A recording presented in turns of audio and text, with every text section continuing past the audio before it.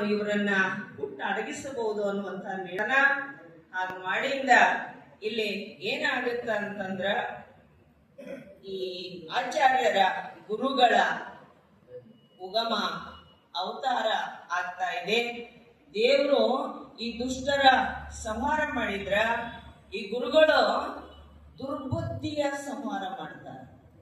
ಈಗ ಮೇನ ಕಲಿಗಾಲ ಅಂತೀವಿ, ಕಾಲ ಕೆಟ್ಟೈತ್ರಿ ಅಂತೀವಿ, ಇದಕ್ಕೆಲ್ಲ ಈ ದುರ್ಬುದ್ಧಿ ಅನ್ನುವಂಥದ್ದು ಕಾರಣ ಆಗೈತಿ ಅಂತ ನಾವು ಹೇಳ್ತೀವಿ. ಅದಕ್ಕೆ ಗುರುವಿನ ಅವತಾರ ಆಗತ್ತ, ಆಚಾರ್ಯರ ಅವತಾರ ಆಗತ್ತ.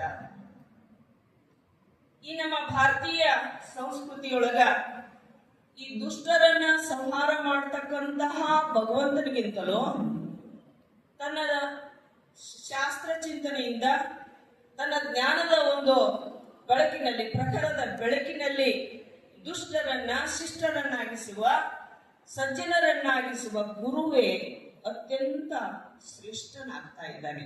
ಆದ್ದರಿಂದ ಇವತ್ತು ನಾವೆಲ್ಲ ಕಡೆ ನೋಡ್ತಾ ಇದ್ದೀವಿ, ಗುರುಗಳಿಗೆ ಆ ರೀತಿ ಗೌರವ, ಆಚಾರ್ಯರಿಗೆ ಗೌರವ ಸಿಗ್ತಾ ಇದೆ.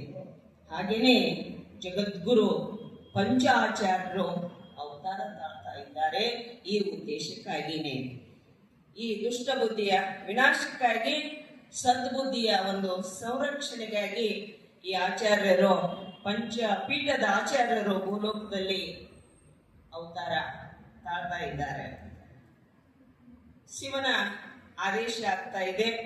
ಈ ಆದೇಶದ ಮೂಲಕ ಪಂಚಾಚಾರ್ಯರು ಏನ್ ಮಾಡ್ತಾ ಇದ್ದಾರೆ ಅಂದ್ರ ಪ್ರತಿ ಯುಗದಲ್ಲೂ ಬೇರೆ ಬೇರೆ ನಾಮಧರಿಸಿ ಬಂದಾರ. ದ್ವಾಪರ ಯುಗದೊಳಗ ಬಂದಿರತಕ್ಕಂತಹ ರೇಣುಕರು, ದಾರುಕರು, ಗಂಟಾಕರ್ಣ, ಆಮೇಲೆ ಧೇನುಕರ್ಣ, ವಿಶ್ವಕರ್ಣ ಅಂತಕ್ಕಂಥ ಈ 5 ಮಂದಿ ಪಂಚಾಚಾರ್ಯರು ಏನ್ ಮಾಡ್ತಾರ ಅಂದ್ರ ಪರಮಾತ್ಮನಿಂದ 28 ಶಿವಾಗಮಗಳನ್ನ ಕಲಿತುಕೊಂಡು ಅದನ್ನ ಒಂದು ಸೂತ್ರದಲ್ಲಿ ಸರಳೀಕರಿಸಿ ಈ ಲೋಕದ ಉದ್ಧಾರ ಮಾಡಲಿಕ್ಕೆ ಭೂಲೋಕಕ್ಕೆ ಅವತರಿಸ್ತಾರ ಅಂತ ನಾವು ಹೇಳ್ಬಹುದು.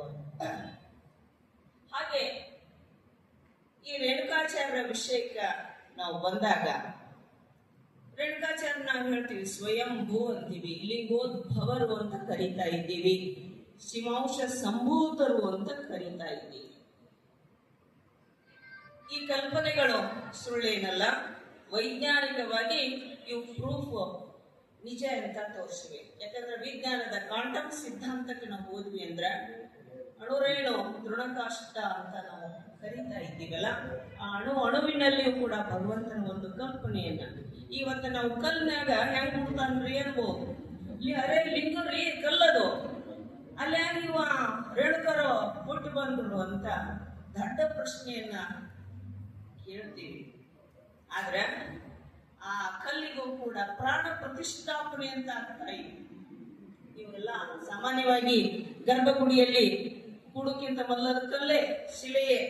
ಗರ್ಭಗುಡಿಯಲ್ಲಿ ಕುಂತಾಗ ಅದಕ್ಕೆ ಪ್ರಾಣ ಪ್ರತಿಷ್ಠಾಪನೆ ಆದಾಗ ಅದು ದೇವರು.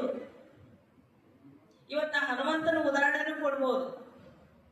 ಅಣಿಮ ಧನಿಮ ಈ ಯೋಗದಲ್ಲಿ ಬರ್ತಾ ಇವೆ. ಯಾವಾಗ ಹನುಮಂತ ಲಂಕೆಗೆ ಹಾರಿ ಹೋದಾಗ ಅಲ್ಲಿ ರಾವಣನ ತಂಗಿ ಬಾಪಿಗೆ ನಿಂತ್ಬಿಟ್ಟಿರ್ತಾಳ, ರಾಕ್ಷಸಿ.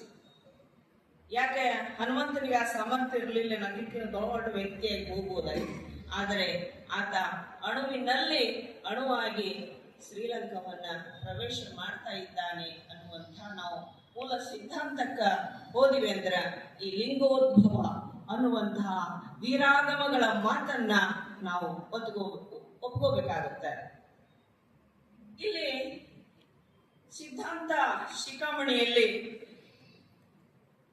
ವಿವರಿಸಿದ ಹಾಗೆ ಈ ರೇಣುಕಾಚಾರ್ಯರು ತೆಲಂಗಾಣದ ಅಂದ್ರ ಆಂಧ್ರ ಪ್ರದೇಶದ ನಲಗೊಂಡ ಜಿಲ್ಲೆಯ ಅಲೇರ ಮಂಡಲದಲ್ಲಿರುವಂತಹ ಕೊಲ್ಲಿಪಾಕ ಅನ್ನುವಂತಹ ಊರಿನ ಒಂದು ಸೋಮಲಿಂಗೇಶ್ವರ ಲಿಂಗದಲ್ಲಿ ಪ್ರಕಟ ಆಗ್ತಾರ.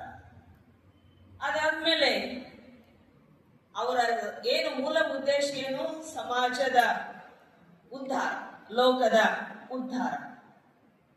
ನಾವು ಒಂದು ಮಾತು ಕಲಿತಾ ಬರ್ತೀವಿ.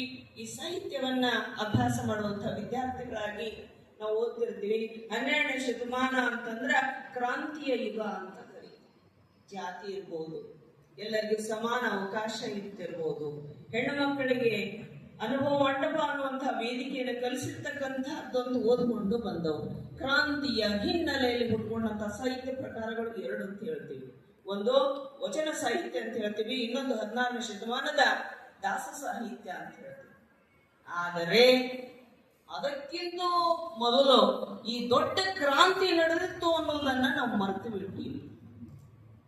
12ನೇ ಶತಮಾನಕ್ಕಿಂತಲೂ ಪೂರ್ವದೊಳಗ ಇಂತಹ ಅದ್ಭುತವಾಗಿರ್ತಕ್ಕಂಥ ಕ್ರಾಂತಿ ನಡೆದು ಹೋಗ್ಯದಲ್ಲ.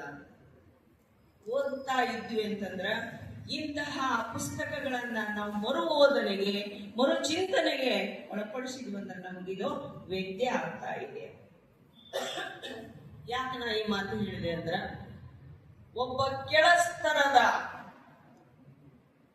ಅಗಸ್ತ್ಯನಿಗೆ ಈ ಶಿವಾಗಮಗಳನ್ನ ಬೋಧಿಸಿ ಒಬ್ಬ ಮಹಾ ಮಹಿಮನನ್ನಾಗಿ ಮಾಡಿರ್ತಕ್ಕಂಥ ಕೀರ್ತಿ ರೇಣುಕಾಚಾರ್ಯರಿಗೆ ಸ್ವಲ್ಪ